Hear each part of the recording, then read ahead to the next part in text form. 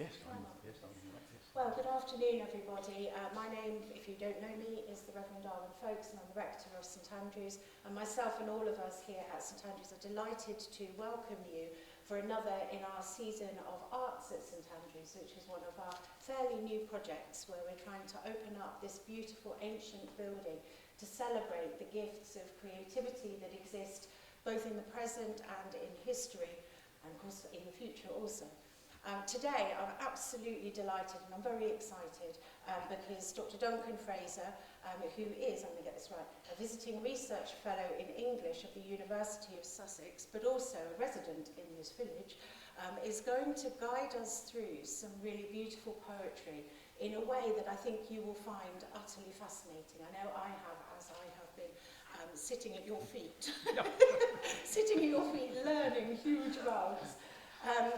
I'm going to hand over to Duncan in a moment, but I'd like to thank you because I know how much time and effort has gone into preparing this for us. I've enjoyed it.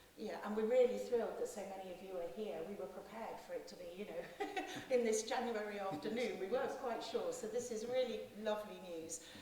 If this is your first time attending an Arts at St Andrews event, please do leave us your email address. We send out a monthly email and we can let you know when the next one is happening, and we'd love to welcome you back again. And just to let you know also that there are refreshments in the hall after this service. It isn't a service. After this event, there are refreshments in the hall, and you are very warmly invited to join us there and perhaps unpack what it is that we have heard. So therefore, with no further fuss, I shall hand over to you. Thank you. Thank you. Well, good afternoon, everybody, and thank you all for turning out in solstitio brumali, in the very dead of winter, that is to say. Can you hear me all clearly, especially at the back there? Yes, good. The title I've given myself for this talk is How to Read Poetry, with illustration from John Donne's Holy Sonnet 14 and T.S. Eliot's The Journey of the Magi.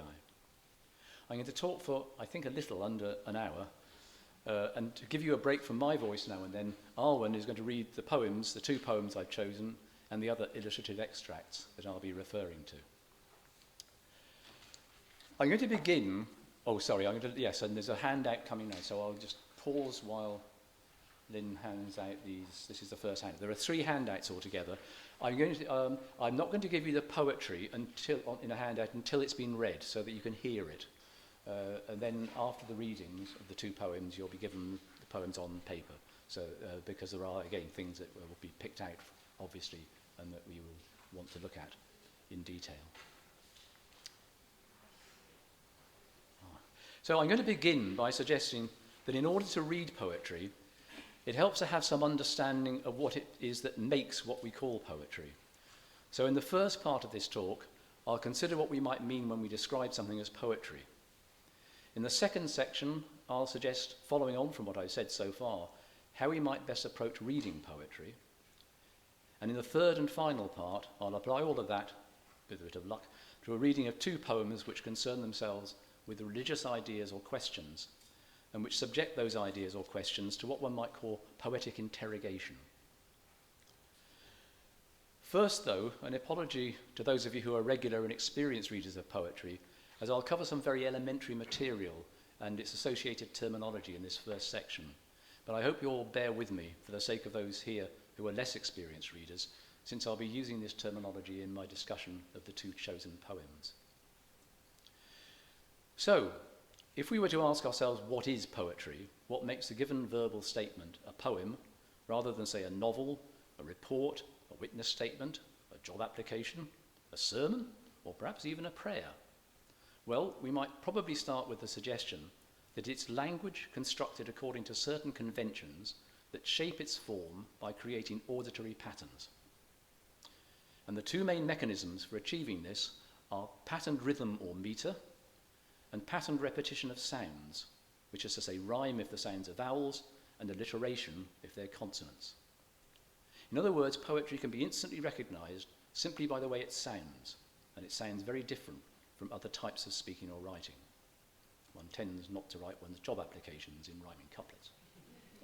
Though I must confess here, that I did write my end of term report when I was a teacher in Miltonic blank verse because I was very annoyed with something they imposed upon us. I didn't get the sack. I'll look at metre first then. In English pronunciation, this is all very basic stuff, words of more than one syllable have one syllable stressed and the rest unstressed. For example, the word syllable is stressed on the first of its 3 syllables, syllable, and pronunciation on the 4th of its 5 syllables, pronunciation. Single-syllable words, when spoken, are stressed or not according to how significant they are in terms of their importance in a statement. So an imperative verb, go, would be most likely stressed, while the following adverb, away, might or might not be stressed according to the intentions of the speaker. Go away, or go away. We should also note that there can be variations in stressedness. It's by no means a simple binary matter of either being there or not. Some words or parts of words can be stressed or unstressed to a greater or lesser degree. Away, or away. I don't know if that's coming across as different forms of stress, but I hope that gives you the basic idea. In poetic metre, the stressed and unstressed parts of words are arranged in such a way that they create a repeating pattern of stress and unstress, the repeated pattern being called a foot. The 2 most commonly used feet, in English at any rate, are the I am, one unstressed syllable followed by one stressed syllable, and the trochee, one stressed syllable followed by an unstressed syllable, the reverse of the I am. If there are also a set number of feet in the line, that type of line will be given a name as well. And here, by way of example, are a couple of lines made up of iambic feet, and because there are 5 of them in each line, the line is called a pentameter, from pente, the Greek for 5, so iambic pentameter. And they're from Christopher Marlowe's play Dr. Faustus. You'll no doubt recognise them. Faustus asks his familiar devil Mephistopheles to conjure up the ghost of the fabled beauty, Helen of Troy. And when she appears, he exclaims, Was this the face that launched 1,000 ships and burnt the topless towers of Ilium? If you look at your handout, you'll see how these lines are represented in the standard way of marking up a metre. It's number 1 on the handout. The stressed syllables being indicated by a slanting line and the unstressed ones by a cross. So there it is, you can stress it for yourself as it were. Was this the face that launched 1,000 ships and burnt the topless towers of Ilium? And you might notice there that the final syllable of Ilium attracts some stress, though strictly it shouldn't, being the last syllable of a word that's stressed already, and it also has 3 syllables. The Ilium is stressed normally on the first syllable, so you would expect the rest of the word not to be stressed. However, ending lines with the names of places and people which behave metrically in this way is very Marlowean. He does it all over the place. So the iambic pentameter, what we just looked at, is the commonest metre in English poetry, especially in verse drama, having been used by all the Elizabethan and Jacobean dramatists, probably because of the ease with which the rhythms of English speech fall into it. It's a very natural speech rhythm in English. I remember once when I was in the 6th form, I was watching the television, watching a programme which included the poet, the American poet Robert Frost, and I suddenly realised he spoke in iambic pentameter, just naturally. It was absolutely wonderful. I mean, I just sat there listening to him, thinking, my God, this guy is a poet. Anyway, by way of comparison, here is a verse from Byron's poem, The Destruction of Sennacherib, in which the lilting, rocking rhythm of the less commonly used anapestic foot, which is 2 unstressed syllables followed by 1 stressed, is used to suggest the galloping of horses in a cavalry charge. And it's item 2 in your handout, so you can see this as Arwen reads it. The Assyrian came down like the wolf on the fold, and his cohorts were gleaming in purple and gold, and the sheen of their spears was like stars on the sea when the blue wave rolls nightly on deep Galilee. And item 3 on the handout shows the first 2 lines marked up. So you can see there the way the 2 unstressed, stressed pattern following through. The Assyrian came down like the wolf on the fold. And the stressed words, of course, are the important ones. Came down, wolf, fold. And though I admire the skill that Byron demonstrates here, I'm not sure I like it that much, because over-regularized rhythm can become intrusive. The whole poem, this is a several verse poem, and after a while you begin to think, oh, just give us a rest. But variation can make, first for a more interesting sound, but also, and perhaps more importantly, you can give additional emphasis to particular words that don't fit into the general metrical pattern because they don't fit into the pattern, and so reinforce their meaning. And we'll come back to that when we look at Donne's Holy Sonnet. The other way of creating auditory pattern is, as I have noted, through the repetition of sounds, consonants for alliteration and vowels for rhyme. And in terms of the history of English poetry, that is to say at least recorded poetry, alliteration was used first, that being the choice of Anglo-Saxon and some medieval poets. I won't inflict any Anglo-Saxon English on you, it's impenetrable to the modern English ear, and also completely incomprehensible as well. But Sir Gawain and the Green Knight, an alliterative poem written in the late 14th century in a northern dialect of Middle English, is a bit more accessible. The story starts with a strange green knight appearing at the court, at New Year in King Arthur's court and challenging anyone to chop his head off with the enormous axe he carries, provided that knight allows the Green Knight to do the same to him next year. Sir Gawain accepts the challenge and beheads the knight, thinking, I want a winner here. The knight promptly picks up his head, remounts, says to Gawain, see you next year, and rides off, leaving no address. Come the time, Gawain duly sets off and soon finds himself lost in a dense forest in the middle of winter.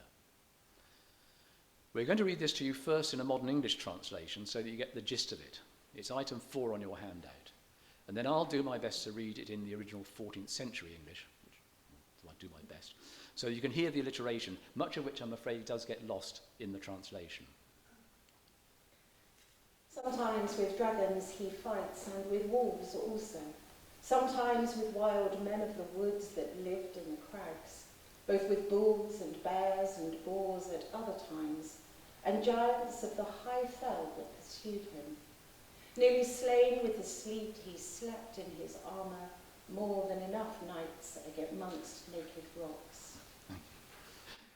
So here it is now read, as I say, approximately in the original 14th century English. I must warn you, this won't be an authoritative rendering. I'd suggest you don't follow it on the handout to begin with, but try to focus your attention just on the sound of the words. Some while with worms he wears, and with wolves else, some while with wood wasps that woned in the Canaries, both with bulles and bears, and boars other while. And Ethane is that him a nelid of the hay fell. Near slain with a sleet, he slept in his irons, more nichtes than enough in nacky rockes. I love that last bit. Imagine sleeping amongst rocks in your armour in the middle of winter. No wonder he's near slain with a sleet. Anyway, you could hear there, I hope, that it's the linkage between the alliterated words in each line that create the major sense of auditory patterning. There is no regular metrical pattern, and the lines are of varying lengths. But because the alliterated words are almost always stressed, that also creates the overall sense of a nicely flowing rhythmic structure.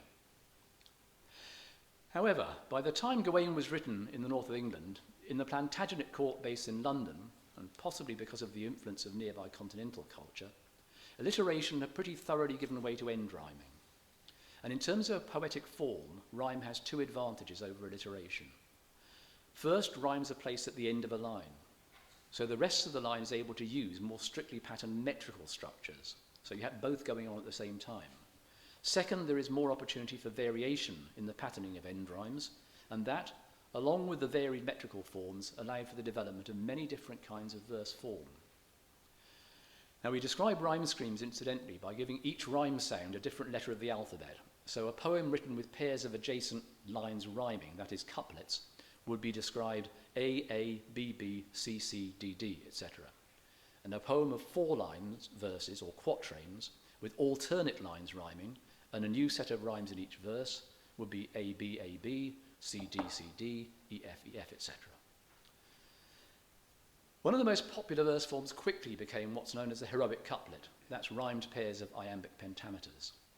This obviously makes for a rather repetitive structure, and used badly it can become sing-song and boring, or it's sometimes comic, of course. It can be used for a comic effect.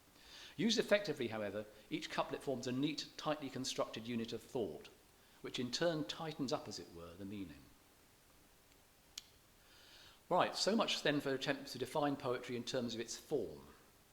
And the last thing to say here is that although much of this seems to have been thrown out of the window with the development in the modern period of what is generally described as free verse, What has really happened is simply that the tight formal patterning of verse has been replaced by a much less formalised use of rhythm, rhyme and alliteration than before. But they're still there, as we shall see when we look at the journey of the Magi.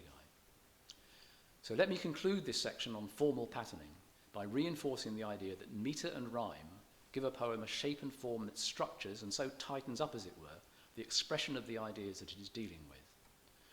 John Donne himself gives voice to this in his poem The Triple Fool, and this is item 6 on your handout. Speaking as a disappointed lover, he says, I thought if I could draw my pains through rhymes' vexations, I should them allay. Grief brought to numbers cannot be so fierce, for he tames it that fetters it in verse. So the lover's grief is brought to numbers, that is fitted into a metrical pattern. So the lover's grief is brought to numbers, that is fitted into a metrical pattern. The term numbers was often used to describe rhythm or metre. And subjected to the discipline of rhyme. Vexation here means something like strict examination. And thus is the lover's grief both articulated and tamed through this process of subjection to formal poetic restraint. It's called The Triple Fool, incidentally, because then some idiot comes along and sets it to music. And because music is much more open and free, it then frees the grief again and done. Thinks, oh dear, all the work I've just done is been ruined by this wretched poet. I'm not just a double fool, I'm a triple fool. It's a lovely poem. Along with this formal structure, the other thing that makes a poetic expression, and which indeed is one of poetry's most distinctive features, is the way it plays with language in various ways.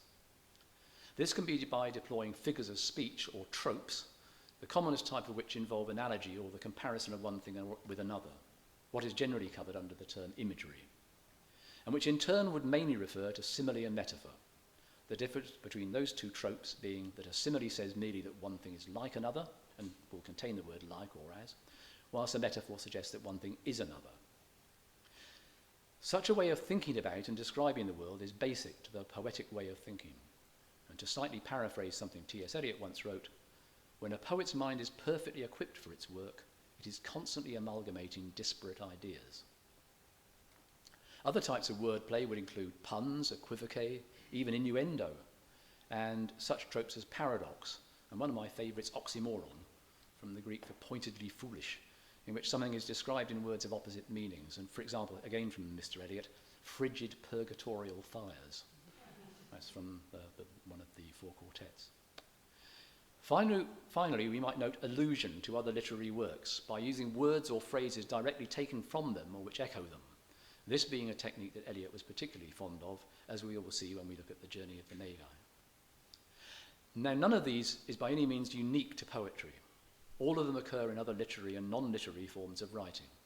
But their usage tends to be more frequent, extreme, and it has to be said, often more puzzling in poetry. And that word puzzling defines perhaps what most people think of as poetry, and which perhaps has done more than anything to discourage its being read by other than a dedicated and possibly rather atypical minority of the population. Indeed, as someone who has in his time tried to introduce many a disaffected adolescent to the pleasures of poetry, I know only too well the cry, why do they have to wrap it up in all this weird language? Why can't they just say what they mean in plain English? Well, let's start by saying that whatever poetry is, the one that it is not is a puzzle to be solved. Though I will say now, albeit you might think I'm being somewhat perverse given what I've just said, that my favourite definition of poetry is that poetry is language made difficult. And again, I appeal to Mr. Eliot for support. Poets, he said, must be difficult. But that's very different from seeing it as a puzzle to be solved. A hidden meaning to be dug out from a quagmire of obscure expression. Rather, the difficulty of a poem is an invitation to engage with it at close quarters. To engage, that is, with something someone else has found difficult. How, for example, and to look forward to my two chosen poems, can the inadequate human being make himself completely subservient to God's will? Or why should the birth of Christ appear as something to feel threatened by, rather than a gift to be welcomed? A poem, if it is worth anything, will be the result of the writers having grappled with such questions, of having had, as it were, a conversation with the problems posed. And precisely because that conversation is the grappling with the difficult, the conclusions will be hard to articulate. The writing of poetry will therefore be a search for how to express complex ideas accurately and precisely, which in turn will mean new and perhaps unexpected ways, and hence the difficulty. So I would argue that our job as readers is not so much to interpret, puzzle out, or decode what the writer meant, as to engage now ourselves in a conversation with that poem, to also grapple with the difficulty of the expression, and so refine our own thoughts on whatever it is the poem invites us to think about. As regards what the poet might have been trying to say, I defer to Mr. Eliot yet again. He's very useful. What a poem means is as much what it means to others as what it means to the author. And indeed, in the course of time, a poet may become merely a reader in respect to his own works, forgetting his own original meaning. This is not to say, of course, actually there's a lovely story here. I'm going to have a quick digression. Browning, who was a great reader of his own poetry, read out one of his most obscure poems, Childe Harold. And at the end of the reading, a lady came up to him and said, "Oh, Mr. Browning, what does Childe Harold mean?" And he said, "Well, madam, when I wrote Childe Harold, two people knew what it meant, myself and God. Now God only knows." I do think that's lovely. Okay. This is not to say, of course, that what the poet intends when writing a poem is unimportant or even undiscoverable, and he or she will inevitably barge into our conversation from time to time. But supposing we can identify that intention, the chances are that it's going to be what it is important to the poet, which may well not be what's important to us. And to give you an example of this, I recently watched a television programme which explored Eliot's poem, The Wasteland. It's the centenary, is it, or something, of The Wasteland? I can't remember. Anyway, some appropriate festival, as it were, has come up. And the poem explored the programme explored the poem through his correspondence with a woman called Emily Hale. Eliot first met Hale in 1912 when he was a young man, and after he had left the USA in 1914, they met only infrequently. However, for 29 years, they wrote to one another regularly, and the letters make it pretty clear that he was in love with her. The programme was well produced and scholarly, and looking at the poem through the lens of this intimate correspondence told me a lot about how this epistolatory romance infiltrated and so helped Eliot to write The Wasteland. And hence, in turn, it helped to explain to us what it meant to him. However, it told me nothing at all about what the poem means to me, what it has given to me during the 55 or so years of my acquaintance with it. Nor did it reveal at all how the poem came to be one of the most influential poems written in the 20th century, and a source of immense pleasure, of emotional and intellectual stimulation to millions of readers, none of whom could have known in any detail about the affection felt by Eliot for Hale, or how it related to The Wasteland, since the archive of those letters was released to the public by Princeton University Library only 2 years ago, in 2020. We might note furthermore here that what any given poet means by any given poem is nearly always a matter of debate, sometimes quite violent, between different readers, which leads one to ask who is in a position to judge which reading is correct, since any arbiter will merely be another reader with his or her own interpretation. It's a conundrum that often reminds me of a line spoken by one of the femme fatale stars of the silent cinema, I can't recall which one now, who says to an admirer, "Before you can fall in love with me, first you must find the real me. Which one will you choose?" To conclude the point then, and this section of my talk, I suggest that we should not make what the poet meant a kind of holy grail of our endeavour as readers, but rather make it our aim to engage with the poem rather than the poet. And that as we read, we should be asking not what is the poet trying to say, but rather what does this poem say to me? And that above all, we do this by reading carefully, thoughtfully, and attentively. And so, to the first of my chosen poems. If you're familiar with any of John Donne's poetry, it's most likely those poems that are thought of as love poems that he wrote in his youth. Poems such as The Sun Rising, The Ecstasy, The Flea, and To His Mistress Going to Bed. You may or may not be aware that this master of mildly erotic poetry in later life became a priest. He was ordained in 1615 at the age of 42. And having become one of the most popular preachers in London, he was apparently a most extraordinary preacher. He would walk up and down shouting, beating his breast, lamenting, real theatrical performance. He was made Dean of St. Paul's Cathedral in 1621. His poems, like his sermons and his prayers, were now addressed to God rather than attractive young women. So, here is John Donne's Holy Sonnet number 14. Again, I'm going to ask you to listen to it first, and we'll hand out the printed copies after the reading.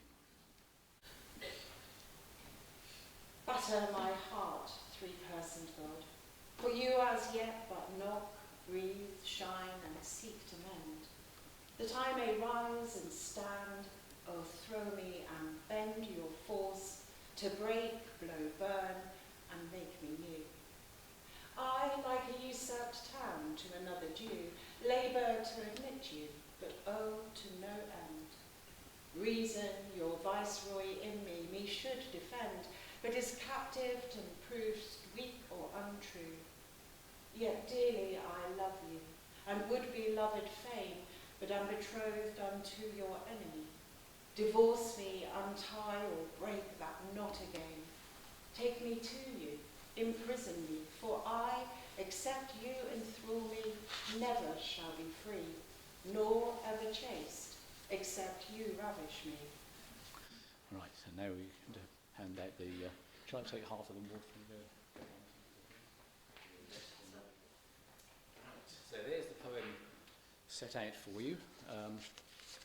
And I'm going to start with the formal technicalities. This is a sonnet, a verse form imported from Italy some 80 years before this one was written. It was a form from its earliest introduction particularly employed for love poetry. It consisted of 14 lines, nearly always iambic pentameters, divided in terms of rhyme usually into 3 quatrains, each with its own rhyme scheme, and ending with a couplet. Now, Donne, as you'll see from the handout you've just been given, has gone for a more complex and rather unusual rhyme scheme. If you follow me on the handout where you see it marked up, it's marked up, yes, not on the first version. You'll see it has 2 quatrains which share an A-B-B-A rhyme, and that takes us down to line 8, if I remember. Yes, down to line 8. A-B-B-A-A-B-B-A. Followed by a 3rd quatrain with a new and alternating C-D-C-D rhyme scheme. So he abandons the 2 in the middle and the 2 at the extreme ends rhyming, and goes for a different structure for the rhyme scheme there. Incidentally, note that although we decided not to pronounce it this way, I at the end of line 12 would have been pronounced something like E in early modern English. So it would have rhymed with enemy and me. It then finishes with a couplet that continues the D rhyme, making the final 3 lines a triplet rather than a couplet. Overall, the rhyme scheme breaks the poem into 2 sections, an octet of 8 lines and a sestet, as it's called, of 6 lines. And I'll return to that point in a while. But there is a break at line 8 in terms of the structure, the way the poem is put together. And just as the rhyme scheme is unusually complex for a sonnet, the rhythms of the poem are also complex and catch the attention, I think, before one begins to engage with the meaning. If you look at your handout again, you'll see the poem with the irregular lines marked up. So you get, batter my heart, 3-personed God, for you, as yet but knock, breathe, shine, and seek to mend. I'm ruining the sound, of course, ruining the sense of it by emphasizing it like this. Arwen did a very nice reading, which I'm very, very grateful. That I may rise and stand, o'erthrow me and bend, your force to break, blow, burn, and make me new. And then further down, you get the first line of the sestet, yet dearly I love you and would be loved fain, 2 double unstressed passage there. Yet dearly I love you and would be loved fain. And then divorce me, untie, or break that knot again. So it has that strange irregularity in both the rhyme scheme and the meter. So the poem starts with the shock of that demand upon God to batter my heart. the first short vowel syllable of that word, bat, being stressed, thus making the first metrical foot a trochee in a line that is otherwise iambic. And that metrical irregularity is continued in the next line, where the triplet not, breathe, shine consists of 3 stress words in a row, repeated in line 4 with break, blow, burn. Then there are other metrical irregularities in lines 3 and 11. Each have 1 extra unstressed syllable, and line 9 has 2, which makes these lines rhythmically unbalanced. All this creates a kind of metrical disruption throughout the poem, which before we even get to the semantics, that's to say the meaning of the words, strongly suggests to me that the speaker is himself in some way unbalanced and disturbed. Metre, as you can see, thus carries meaning. This sense of disturbance is, of course, confirmed by the imagery, which also has a kind of instability running through it, and which we must now consider carefully and in detail. The opening word, batter, suggested to me when I first read the poem that Donne was, as it were, inviting God to beat him up. Even worse, in a kind of gang assault, since there are 3 of them involved. And indeed, line 3 seems to support that idea. O'erthrow me and bend your force to break me. For me, that's highly reminiscent of the passage in chapter 32 of Genesis, where Jacob wrestles throughout the night with a person he subsequently realizes to have been God. Which would be a perfectly reasonable allusion for the poet to make. But the next line, line 5, puts us on an entirely different track and indicates quite another reading of that opening word. Line 5, I like a usurped town, tells us that there is an analogy here with siege warfare. And batter refers to the action of a battering ram being used to break down the gates of the town. The speaker is thus now representing himself metaphorically as a town, and one which is to another Jew, that is rightly owned by another, but is now occupied by an enemy who holds it by force. It's an incredibly complex image, this. I mean, there's so much in there which to get out of it. But what does one make of this possible doubt in how to read the opening 3 words? An evocation of a biblical story about a man wrestling with God, or an analogy with an occupied town under siege by its rightful owner? Since the poem goes on, as we will see, to develop the latter analogy, the second reading might well be seen to be the dominant one. But in fact, I'm perfectly happy to keep the other in my mind as well, and to keep it in the back of my mind, that shift from one reading to the other. Both, after all, are powerful and engaging metaphors for what seems to me to be the poem's central concern. How does one completely subordinate oneself to God's will? And so are of equal interest and of equal value to me in developing my conversation with the poem. I might put first reading aside entirely, but nonetheless, it's there, and I think it's useful, it's interesting. The further development of the besieged town analogy, however, presents us with more shifts in the imagery, and this is where it gets complicated. Acknowledging the besieger's right of ownership, the town, that is the speaker, would willingly submit, would labour to admit you, except that reason, who is the viceroy or governor of the town, is either, and now we have more uncertainty, held captive by the invader, or has been disloyal to the true owner, is captive and proves weak or untrue. That last word meaning unfaithful. And that leads us to yet another metaphorical shift, this time, rather oddly, into human sexual behaviour. The town, again the speaker, is now seen to be betrothed unto your enemy, that is, wedded to the governor, whom we now see as an untrue or unloving and unfaithful spouse. Furthermore, as if things aren't complicated enough, the speaker is now speaking as a woman. He has rather oddly feminized himself. Well, it gets worse. This is a major shift in the analogies the poem seems to be playing with, the first being a besieged town, and the second now being a jilted wife. And we should note that this shift takes place at line 9, that is at the junction between the octet and the sestet. And as I've already pointed out, each of those has its own rhyme scheme, so that the first 8 lines cover one analogy held together by one rhyme scheme, while the final 6 lines cover the next analogy with a group of lines held together with a new rhyme scheme. So you can see here how this cleverly manipulated rhyme scheme reinforces the semantic division of the poem into 2 sections. We might also note that the shift to this slightly odd, even disturbing second analogy takes place on the metrically disturbed line 9. Yet dearly I love you and would be loved fain, and then he's off into this shift in the metaphor.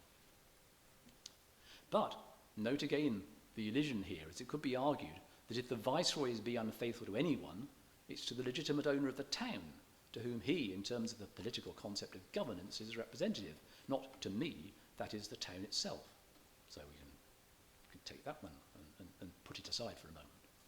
But there's also another possible shift into an entirely different line of thought here. Pursuing that metaphorical identification with the town, the speaker has asserted that reason, your viceroy in me, is captive and proved weak or untrue, and so demands to be divorced from the viceroy. And if one reads those words literally rather than metaphorically, the speaker is asking of God to be divorced from reason, a request which evokes one of the great theological questions. Is it possible to understand God through the application of reason, or can this be done only through faith? It was a central debate between the reformists, wasn't it, Calvin and that lot, and the unreformed church, the Catholic Church. Is the drift of the poem's thinking here in the octet then towards the idea that if reason is weak or untrue, we can achieve submission to God's will only through faith, or to put it another way, in looking forward to the sestet, through striving to submit ourselves unconditionally to his love for us? Well, I'm going to park that one and return to the idea of divorce as a metaphor played within the sestet. Because the town dearly loves the true owner and wishes to be loved by him in return, would be loved fain there meaning gladly or willingly, it asks to be divorced from the person who illegitimately occupies his place and begs, divorce me, untie me, or break that knot again, the knot here being, of course, the tie or bond of wedlock. But the last three lines present us, I think, with a further and even more substantial challenges, as that rather odd shift into seeing the relationship with God in terms of violent sexual behaviour takes a progressively extreme turn. Line 12 starts with the exhortation to God to take me to you. And then the final two lines, a couplet we might note, descend almost in desperation, I feel, into extreme paradox, as the speaker declares, except ye enthrall me, I never shall be free, nor ever chaste, except you ravish me. Now, paradox is a favourite device of John Donne. You might have noticed that the poem opens with two paradoxes in lines 3 and 4. First, that I may rise and stand, or throw me, so I can stand up, throw me over. And second, bend your force to break and make me new. Ruin me first, and then in doing so make me new. As a rhetorical device, paradox can be the ultimate means of articulating the non-rational, and so might be seen as continuing that flight from reason that I've just mentioned. But that isn't to say that it is an expression of the irrational. Rather, it offers a way of approaching through language what is inexpressible, which in this context is God.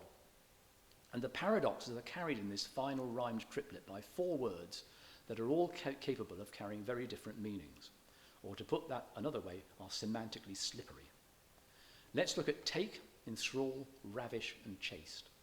And this is what I mean when I talk about looking in detail and carefully at the language that the poem presents us with.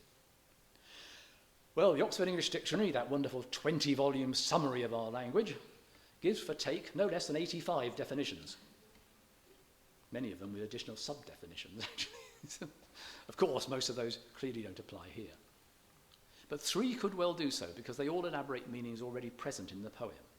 So OED's first definition, to gain possession of a town, etc., by force, to seize, capture, especially in war, picks up the siege analogy from the beginning of the sonnet. But it is indeed the siege analogy of the beginning. Definition 38, to accept a person as one's husband or wife to marry, links with the wedding analogy. Whilst definition 43, to gain sexual possession of a woman, looks forward to the final shocking line of the sonnet.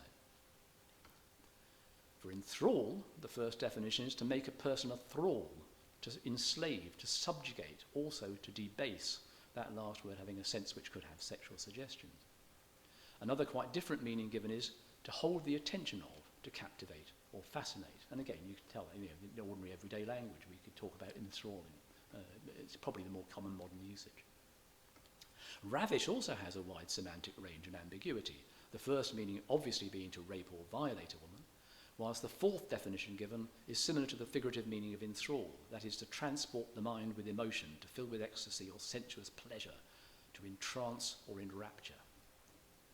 It also gives further, and interestingly, another meaning, to remove a person from earth, especially to heaven. So, God might ravish you.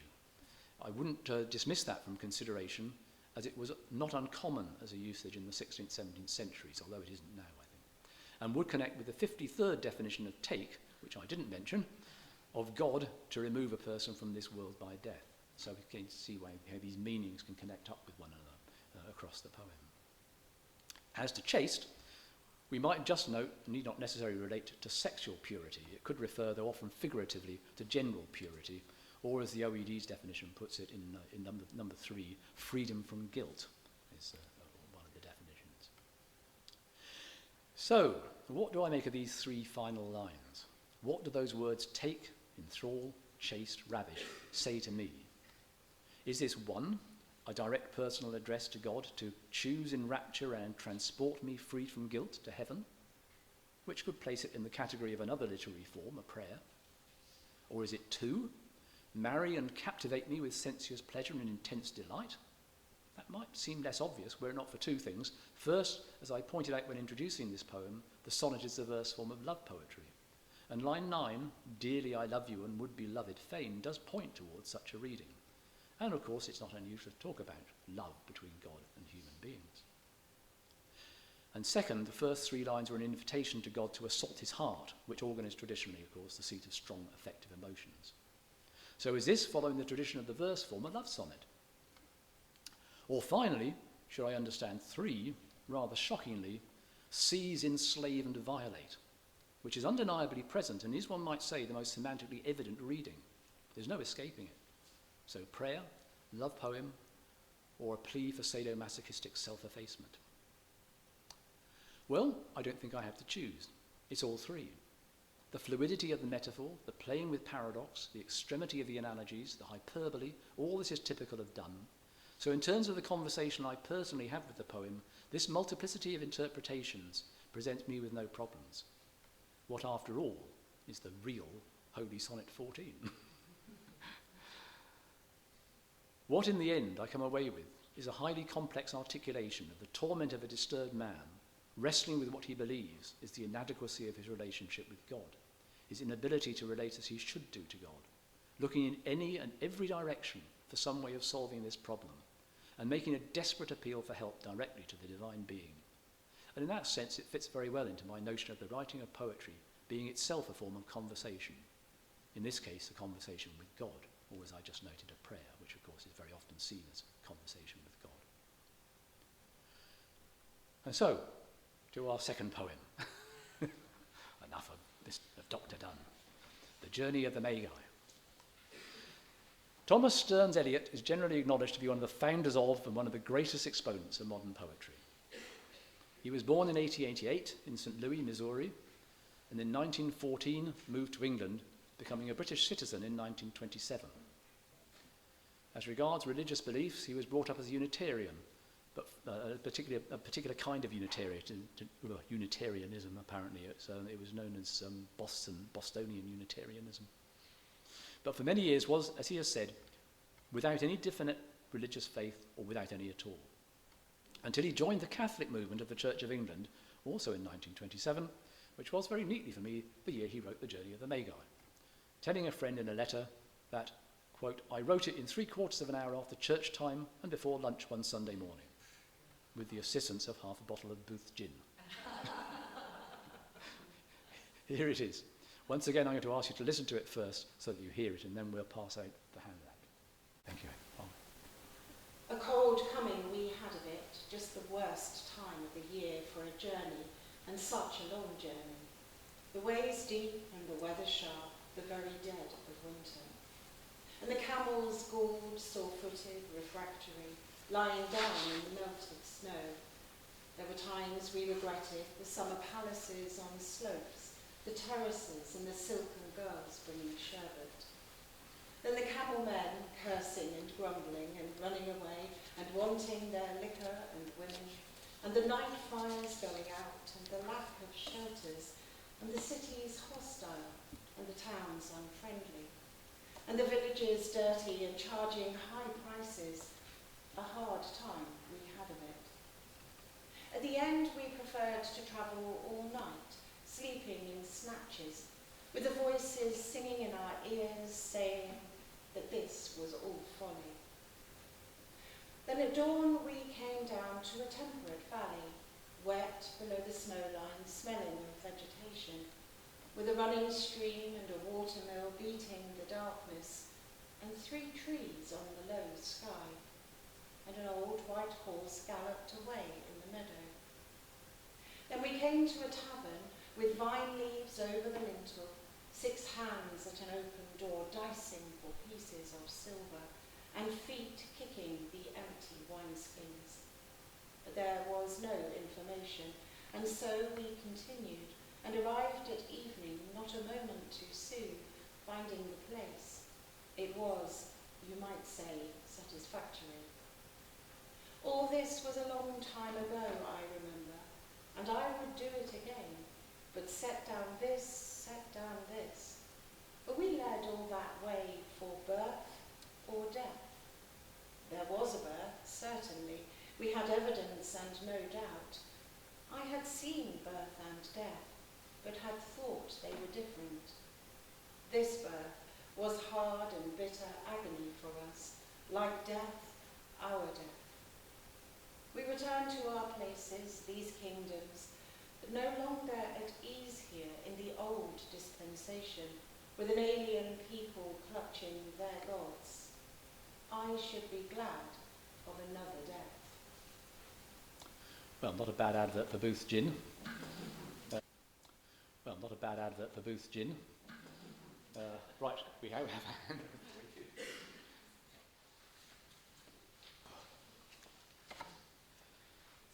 Well, we're in a very different place poetically here. No regularised line length or metrical pattern, no rhyme scheme, no frantic metaphors. Indeed, an altogether quieter, reflective mood. What this poem does have in common with Dr. Donne, however, is that sense of a conversation. Though here the speaker is one of the Magi, directly addressing us, or perhaps himself, in a poetic form known as the dramatic monologue. Any sense of Eliot's own conversation with the subject of his poem lies, as it were, behind that. To start again with the auditory effects of the poem, I said no regularised rhythm, but that's not to say that this poem doesn't use rhythm. Let's look at the opening 5 lines. It's on the second, it's on the obverse sheet of the handout. It's number 1 on the handout there. A cold coming we had of it, just the worst time of year for a journey, and such a long journey. The ways deep and the weather sharp, the very dead of winter. So the first 4 lines have an easy conversational rhythm, full of double stress and unstressed syllables. But the 5th is regular iambics, which through the contrast with the preceding irregular lines, makes the rhythm more noticeable. And that in turn reinforces the sense of plodding dullness in the words, the very dead of winter. There is also assonance, an auditory technique which is like alliteration of rhyme but less emphatic, where the same or similar sounds are repeated through a passage. Listen to the soft S sounds in lines 9 and 10, and they are item 2 on your handout. There are 10 altogether. When looking back at the easeful luxuries and the softer season they have left behind, there I am at it myself, the Magus regrets the summer palaces on slopes, the terraces, and the silken girls bringing sherbet. It's lovely, isn't it? The S particularly is it what's the term for that particular sound in language? Sibilant. Thank you. Yes, sibilant. The sibilants and also the L's, the liquids, are somehow or other particularly sensuous noises. It's a lovely line in Shakespeare Richard III, the lascivious pleasings of a lute, which I think is Richard speaking. Lovely. Then there is the way modern versifying plays with line breaks, or enjambment as it's called, a technique which can be used to both guide the reading and create broken rhythms for emphasis. Look here at lines 33 to 5. It's probably easiest to look at this in the actual poem, lines 33 to 5. Yes, set down this, where Eliot runs the end of the line with the phrase and then repeats the phrase and the break in the line for emphasis. We might also notice here lines 12 to 15 each of which starts with and. It's a repetition through 4 lines of the same word beginning the line. Not just of the word, but also its placement in the line, combining to emphasize the repetitive monotony of the problems that the Magi face. So, and this, and this, and this, oh my goodness, and this. Oh. As to the subject of the poem, we're not in such a different place from the Donne sonnet, and although my reasons for saying that must be deferred until later, it is connected to the next thing I want to draw your attention to. You may have noticed there are speech marks around the first 5 lines of the poem, lines 1 to 5. But this is not to indicate that the Magus is speaking. The Magus is the narrator, as we might call him, through the whole poem. This is Eliot peeking out, as it were, from behind the Magus, to indicate that the poet has taken these lines from elsewhere. In this case, from a sermon preached at court on Christmas Day 1622 by the Right Reverend Dr. Lancelot Andrews, isn't that a wonderful name, Dean of the Chapel Royal, the text being Matthew 2:1.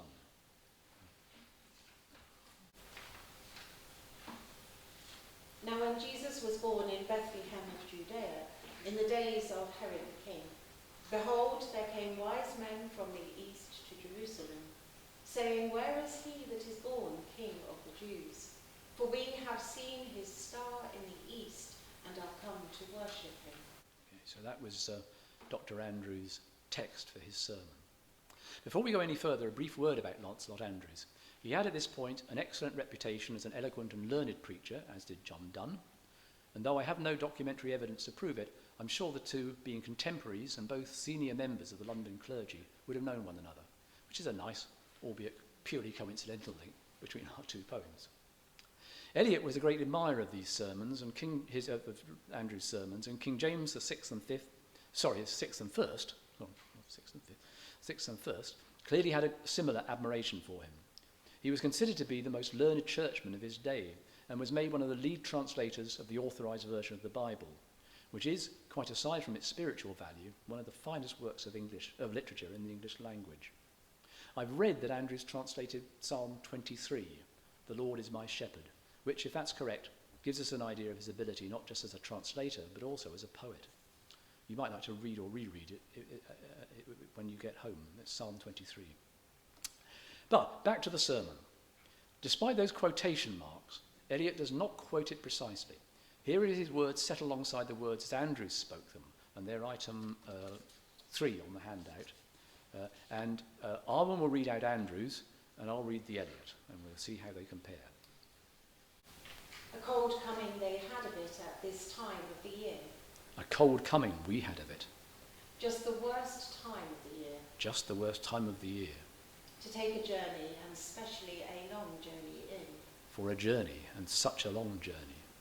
The way deep, the weather sharp, the day short, the sun farthest off in solsticio rumare. The ways deep, and the weather sharp. The very dead of winter. The very dead of winter. So we see that Eliot has abbreviated the passage slightly to make it more compact, and has changed Andrew's 3rd person plural pronoun to the 1st person plural to indicate that we're listening to the voice of one of the Magi. But otherwise it's pretty much verbatim. So why these inverted commas? Well, I would offer 2 possible explanations. One, that the poet is making a purely personal note to himself that this is the passage that set him off on his own journey into the poem. Struck by the imaginative force of Andrew's realization of the realities of the Magi's journey, he pursued further that idea of a physically difficult journey, which is precisely what the first section focuses on. The second possible explanation could be that he is alerting us to the fact that he is using that tic I referred to earlier of alluding to another literary work. But this is again something I'll return to later. The poem then is in 3 sections, each one dealing with a separate aspect of the journey.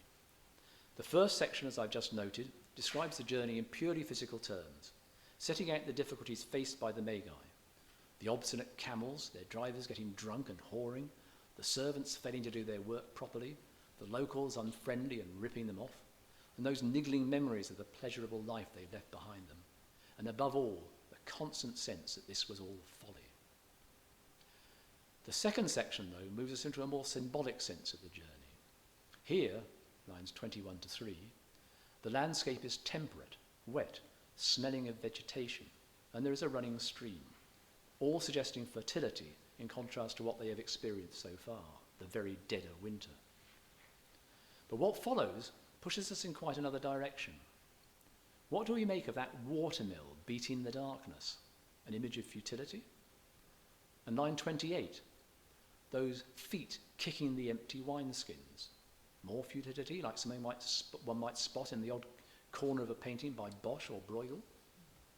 Or is this perhaps a reference to the episode in Matthew 9:17, where Christ explains why his disciples don't fast, making an analogy between his expectation of his followers and the folly of putting new wine into old wineskins? A suggestion perhaps that his coming will replace the old ways with new ones.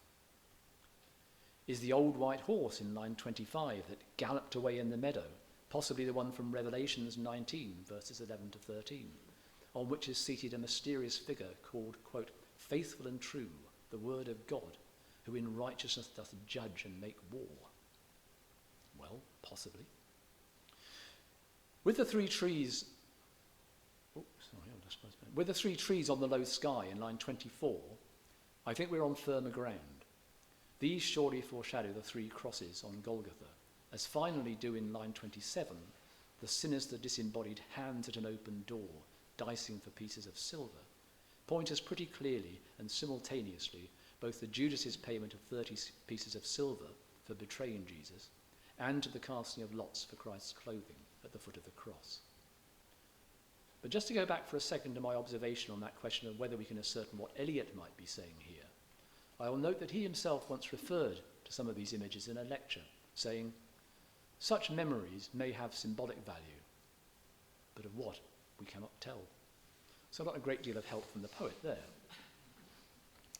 Whatever we might make of this collection of seemingly random images, though, one thing does seem certain, that taken all together, they point us not to a birth, but a death, one that was implicit in the birth they have journeyed to witness, and moreover to the aptly named mystery that is at the very centre of Christian faith, that this birth, the incarnation of God as a human being, was necessary if he was to die later as a sacrificial victim whose immolation would expiate our sins.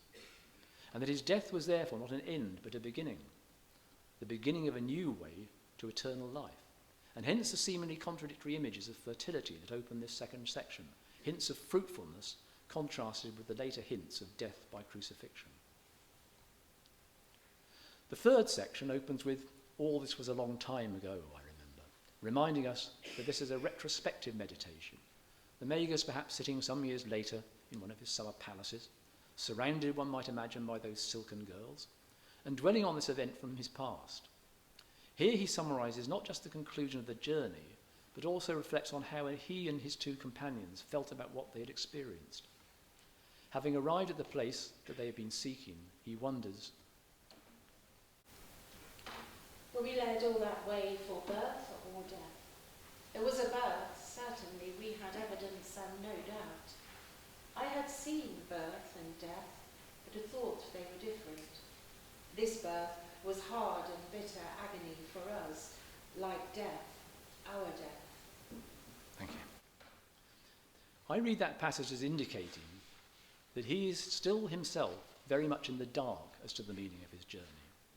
Just as he does not understand the implication of those images he's described in section 2. He saw them, but he doesn't understand them. And this is because partly through his displacement in time and partly through his exclusion from the culture in which the event takes place, he cannot be privy to the mystery of the incarnation which he has observed. What he has grasped from what he has witnessed is in some way simultaneously vivid and obscure to him, that it means the death of his previous way of life, which he describes as the old dispensation. That word dispensation has, as I'm sure you know, a specific theological meaning, something, to quote OED's sixth sense of the word, conceived as divinely instituted as a stage in a progressive revelation. And it is most often used in that sense to distinguish between the first revelation of God as communicated through the Old Testament, the old dispensation, and the second revelation as communicated in the New Testament, the new dispensation. That sense that we are here witnessing the movement from the old to the new is there for us to pick up. But again, the Magus himself is excluded from understanding it in that way. For him, that old dispensation is in the fourth sense given in the OED, the orderly administration of things as I knew them. A world which he has returned to, but in which he now feels so uncomfortable, being now in a world of alien people clutching their gods, that he would gladly depart from it through another death. As I read this poem, then, there are two journeys running in parallel through it, that of the unknowing narrator and that of the knowing reader. It's the classic dichotomy of the dramatic monologue, in which flawed, or as in this case, limited narrators reveal to us things that are hidden from them. Here, the Magus' description of a journey towards perplexity and exclusion, for us, describes a journey towards possible comprehension and inclusion. But that is not to say that for us the journey is any easier. The shift from old to new can be uncomfortable and disruptive if it reveals to us that we might have misunderstood something, and that when that something is recognised for what it is, the recognition will involve dispensing with beliefs that have been held and held dearly for a long time. In this case, to be precise, that properly understanding the offer of Christ made to us through his death, and hence also through his nativity, requires from us the death of our previous way of living, and a new and by no means easy commitment to another kind of life. And that can be felt as more disturbing than welcome. And this brings me back to Lancelot Andrewes and those puzzling inverted commas where I started my conversation with this poem. You may recall I suggested Eliot might have been using them to alert us to the fact that he's alluding to another literary work. But if he is, he's expecting an awful lot of us, since for allusion to work as a technical device in poetry, the readers have to have at least a reasonable chance of knowing what it is that is being alluded to, if they're to be able to see how that might add meaning to the poem at that point. And how many of Eliot's readers are like to have been as familiar as he was with the sermons of a now little-known early 17th century cleric? Well, we do have one source of enlightenment, and that's the most recent edition of his poems, in which we learn, shortly after the passage Eliot used to open his poem, Andrewes, as you'll see in item 4 of your handout, having explained how difficult a journey the Magi had embarked on, asks, "And we, what should we have done? Our fashion is to see and see again before we stir a foot, especially if it be to the worship of Christ. Come such a journey at such a time? No, but fairly have put it off to the spring of the year, till the days longer and the weather fairer, and the weather warmer, till better travelling to Christ." He's a good preacher, isn't he? Whether Eliot had this passage of the sermon in his mind as he wrote, I, of course, have no idea, but I suspect he had. Whether he hoped or expected his readers would ever get hold of it and think of it as they read the poem, I very much doubt. But when I read that passage, it added two things to my reading of the journey of the Magi. First, the poem is not just asking us to think about the journey towards recognising the gift offered through the incarnation of Christ. It is also very much about understanding the further implications of that recognition. There is no room here for half-heartedness, that it requires absolute commitment of the self to God. And second, that this is for me exactly what John Donne's Holy Sonnet number 14 is all about. And so, having thus gone round in a circle, I'll leave it there.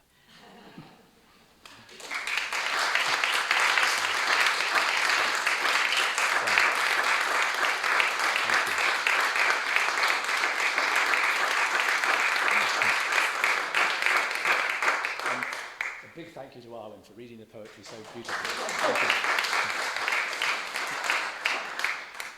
If anyone has any questions, we're over the hour. I'm sorry, I've gone on for a bit longer than I meant to. If anyone has any questions, I'd be happy to answer them. But you can, if you prefer, sort of buttonhole me in the cup, have it over a cup of tea in the village hall. Perhaps we should just debouche, is that the word? That sounds good to me. Thank you ever so much. That was fascinating, and I'll never look at either of those poems in the same way again. It's certainly not the journey of the Magi, which I was challenged recently as to whether it was biblical, and I think you have demonstrated that there are quite a few biblical resonances in that text, and I will go back to the person who challenged me and let them know. If any of you know anybody who may be interested, if the technology has worked, this will be available on our Benefice YouTube channel later, or if you want to go over it yourself, just leave us an email and we'll let you know when that is up and online. But my huge thanks to Duncan for the time and effort that's gone into that, for giving us so much food for thought, and certainly to Jane and to Lynn, to Hilary, for helping us to be able to use St Andrew's Church and have refreshments afterwards. Yes. Thank you very much. No, thank you.